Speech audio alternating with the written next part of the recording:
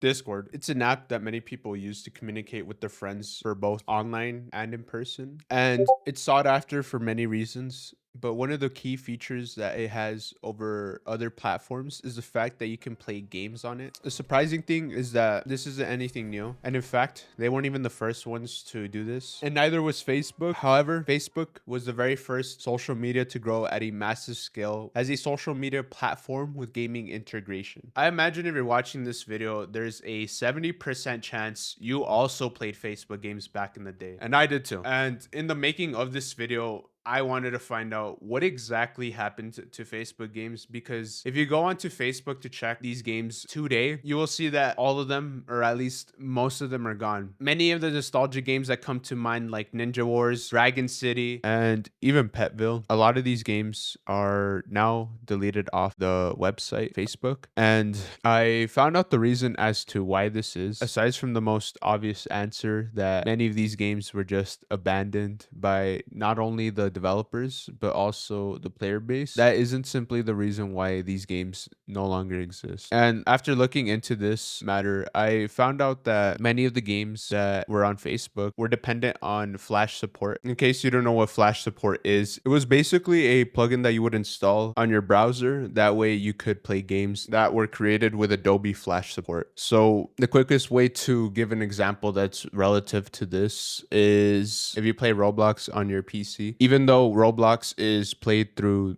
the website roblox.com, you still need to download the tool to let you play the games that are created from the Roblox studio. And you guys may recognize it today as Roblox Player, and I don't think they've actually changed it ever, not sure. If you're curious to know what modern websites use now as a replacement for Flash Player, it's a new technology called HTML5, and it's pretty much better than Flash Player because everything is ran through the back end. You don't need plugins, and it's safer for the user that's on the website. So here at hand, we have the explanation of why every Facebook game from the 2010s is gone, with the exception of Candy Crush Saga, which I think my mom has on her phone. Despite knowing the overarching story as to why all the games came to an end and got removed off of Facebook, there is still a story for each and every game. So I'll talk about the top 5, because if I tried covering the whole story of every Facebook game, this video would be like 10 hours, and I'd probably never finish it if I'm being honest, because I actually don't put that much effort into my videos. I do, but I don't, if you get what I'm saying. But first off, I want to talk about Dragon City, because I think this game has a crazy story, and if you may or may not know, it got removed off of Facebook, but you could still play it today on a mobile device. So a short summary of what you do in this game is build habitats for dragons, and you make them grow so they could be stronger, to eventually get 2 things out of them. One, to use them in battle to fight in tournaments and other game modes. And the second thing is to earn gold, because passively your dragons would collect gold, and after some time you could collect it from the habitat, and pretty much gold was the free currency of the game. This game did offer a Pokemon style of combat, which I think easily contributed to its success early on, and it did so well that they even released a mobile app, like I said before. And this meant that you could just upgrade and interact with your island more frequently than versus having to be at your house and being on a computer to play Dragon City. This was around the time where mobile gaming started to rise, so you had games like Clash of Clans, which I think came out the year before, if I'm correct. Either way, I personally stopped playing Dragon City after a year or so of it coming out, and if my memory is right, it's actually because my first Facebook account did end up getting banned, because I believe someone reported me because I wasn't 13 years old at the time. Of course, I was 7 years old, so yeah, I did not meet the code of conduct. And so as you can imagine, I did what any other 7-year-old would do: quit the game, never come back. And yeah, that's what happened. I did at some point try to come back to the game, but I just never had the dedication to keep going, because if you haven't played Dragon City, this game is grindy. And the closest game I can compare it to is Clash of Clans. If you played that game, you understand that you can't really acquire a lot in a single day. There is limitations in how much you can progress in the game. So yeah, I never really came back to Dragon City. And honestly, I think that's for a great reason, because even though it still exists today today and remains popular. I personally don't believe that this game is not as special as it was a decade ago, because first of all, the game pretty much turned into a cash grab. From the second that you load into the game, you are bombarded with deals of dragons that are on sale, and as you can imagine, it's with the currency gems, which is the premium currency of Dragon City. And doesn't end there. Now there is dragons that spawn on your island caged up, and you have to pay a shit ton of gold to remove them. And if you're a starting player, that's probably not going to be easy for you. And if you're fine with being a wallet warrior, that's fine. My problem is acquiring a legendary means nothing these days, and before it really did. It was one of the most exciting moments of playing Dragon City. I believe on my first account I never got one, but essentially you just had to keep breeding dragons,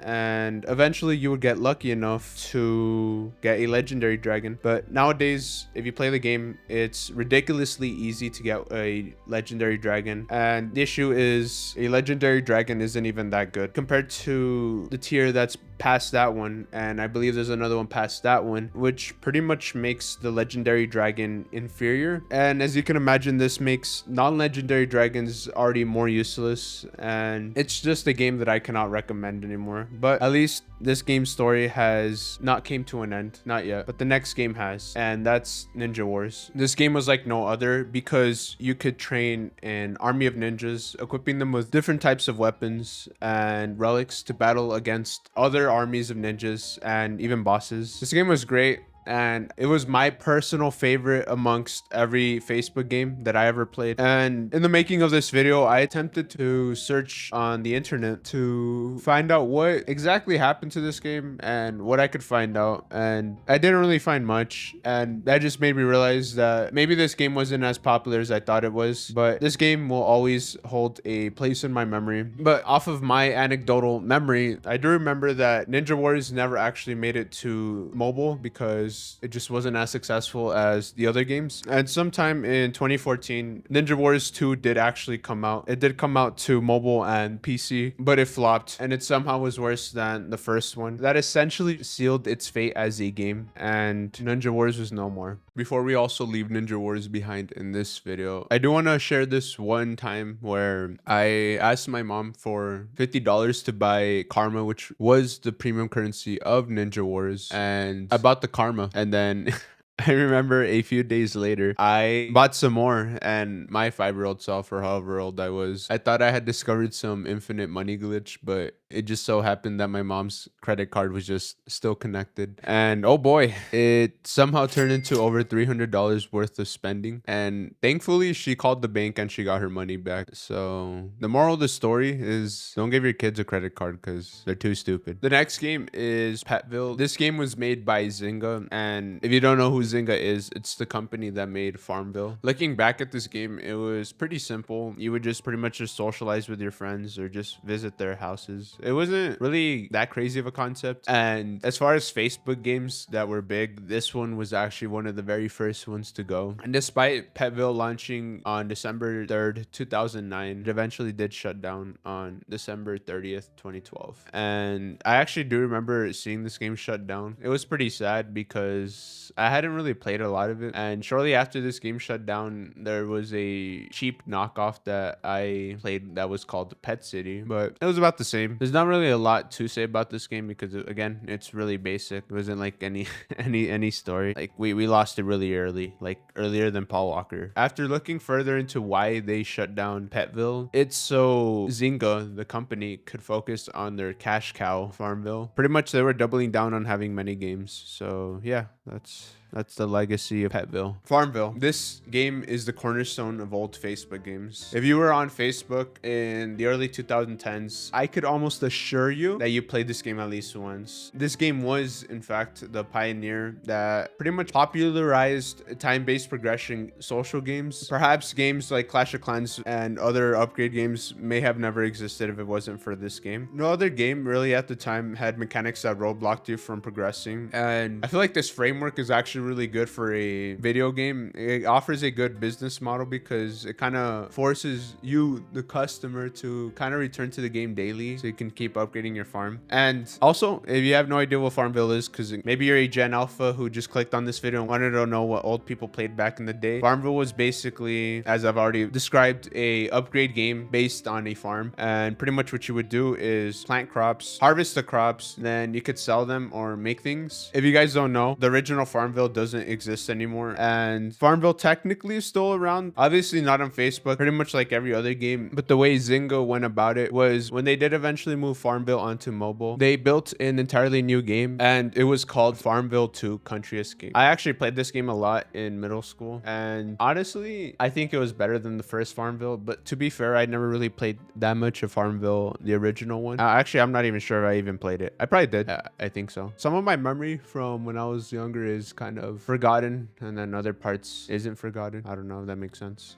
Hopefully it does. But in my opinion, I think Farmville does remain as a success today. And I might be biased because I like it, but even though it was the pioneer of time-based progression games, it objectively has fallen behind in success compared to like games like Heyday, which was made by Supercell. And I actually only recently found that out. That makes you realize that Supercell is kind of the kingpin of mobile games. All in all, Farmville is still holding on strong despite not having numbers like it had a decade ago. And they even created a game to follow up with Country Escape, which is Farmville 3. That would mean that Zynga has made 3 Farmvilles in total. So their story continues. Lastly is the behemoth of a game we know as Candy Crush Saga. This game is just a simple puzzle game with candy in it. Candy Crush Saga first released on April 12th, 2012. And while this game was doing all right on Facebook, and no one, I think, could have projected what was going to happen the second it ported onto mobile. I don't even think I have to tell you. I think you know. This game stood out and basically became a global phenomenon. It hit pretty much the dopamine points of even grandmas. Like, it's crazy to think that, like, if you're on the street and you see an elderly woman with a phone, chances are she probably has Candy Crush Saga installed on her phone. It is the second most downloaded mobile game of all time. Roblox technically is the most downloaded game on the App Store, but you're a fucking criminal if you call Roblox a mobile game. I think that kind of wraps everything. That's all I have for you guys today. Don't forget to subscribe. It's free, and you can always unsubscribe later at any point if you believe my channel is not interesting to you anymore. See you guys soon.